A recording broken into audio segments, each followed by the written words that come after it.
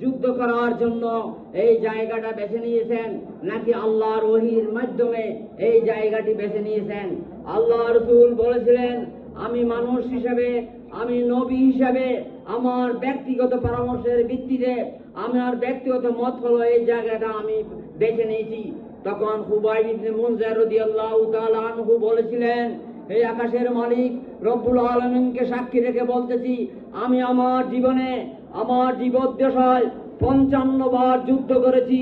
আমার যুদ্ধবিদ্যায় যে অভিজ্ঞতা আমি অর্জন করেছি তাতে আমি বুঝে যায় এই জায়গা যুদ্ধের জন্য উপযোগী নয়। যেহেতু এই জায়গা থেকে যদি আপনি যুদ্ধ পরিচালনা করেন তাহলে দেখবেন গোড়ার পা মাটির মধ্যে ঢুকে যাবে, সুতরাং সামনে অগ্রসর হওয়া যাবে না। সুতরাং এই জায়গা পরিবর্তন করেন। তাহলে সাহাবায়ে কেরামদের পরামর্শ বদরের প্রান্তরেও ছিল, ঠিক কিনা বলেন আপনারা? সাহাবায়ে কেরামের পরামর্শ নিয়ে, খুবাইব ইবনে মুনজিরের পরামর্শ নিয়ে জায়গায় পরিবর্তন করলেন। সেই দিন রাত্রে আল্লাহ রাব্বুল আলামিন মুসলমানদেরকে বিজয় করার জন্য প্রথম পদক্ষেপ হিসাবে আকাশের বৃষ্টি নাযিল করেছিলেন, ঠিক কিনা বলেন আপনারা? বৃষ্টি নাযিল হওয়ার পরে মাটি শক্ত হয়ে গেল। সকালবেলায় যখন যুদ্ধ শুরু হয়ে গেল, আল্লাহ রাসূল সাহাবায়ে কেরামদের মধ্য থেকে আগে নিজের আত্মীয় স্বজনকে বললেন, কুম ইয়া আলী, আলী তুমি দাঁড়াও। কুম ইয়া হামজা, হামজা তুমি দাঁড়াও।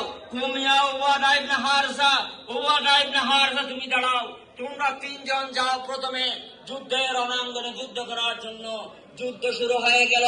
হামজা বিজয় লাভ করলেন, আলী বিজয় লাভ করলেন, প্রথম শাহাদত বরণ করলেন উবাদা ইবনে হারসা। যুদ্ধ শুরু হয়ে গেল। আল্লাহ রাব্বুল আলামিনের হাবিবি পাক সরকার দু আলম সাল্লাল্লাহু আলাইহি ওয়াসাল্লাম দুই হাত তুলে মুনাজাত করছিলেন, হে আকাশের মালিক রব্বুল আলামিন, তুমি যদি চাও তোমার দিনকে দুনিয়ার আনাচে কানাচে পৌঁছে দেওয়ার জন্য, তাহলে এই 313 জনের বাহিনীকে আজকে বিজয় দান করো, ঠিক কিনা বলেন আপনারা? আল্লাহ রাসূলের সেই দোয়া হাত নামানোর আগে তিনি তার দোয়া কবুল করেছিলেন। 313 জনের বদরের প্রান্তরে আল্লাহ সর্বপ্রথম বিজয় দান করেছিলেন, শাহাদাত বরণ করেছিলেন 14 জন সাহাবী, ঠিক কিনা বলেন আপনারা? আপনারা এখনো যদি যান বদরের প্রান্তরে, আমরা যখন গিয়েছিলাম সেখানে দেখেছি, সেখানে একটা ফিলার আছে, এই ধরনের 4 পার্ট ওয়ালা একটা ফিলার আছে। একদিকে বদরের মধ্যে সাহাবায়ে কেরামদের থেকে যে 14 জন সাহাবী শাহাদাত বরণ করছেন, একদিকে 8 জনের নাম, আরেকদিকে 6 জনের নাম, সর্বমোট কয়জন হয়?